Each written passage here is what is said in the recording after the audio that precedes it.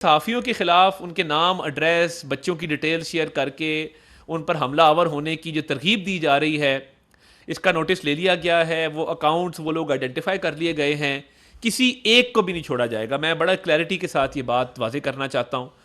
जो कोई इसके पीछे, और देखिए कुछ लोग हैं जो सहाफ़त की गार्ब में वो अपना स्कोर सेटल कर रहे हैं। वो अपनी ही बरादरी के लोगों के ख़िलाफ़ इस कैंपेन में मुलव्वस हैं।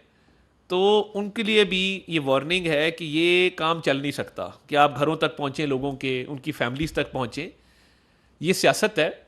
सियासत के अंदर तो हमें तो ये तरबियत दी गई थी कि एक दूसरे के गम में शरीक होते हैं, एक दूसरे का हाथ बटाते हैं और मुल्की मफाद में इकट्ठे होकर आगे चलते हैं। ये जो एक टोला पैदा कर दिया गया है, इस टोले की जो कोशिश है कि लोगों के घरों तक जाएं, उनकी फैमिलीज तक पहुँचें, तो ये काबिल कबूल नहीं है।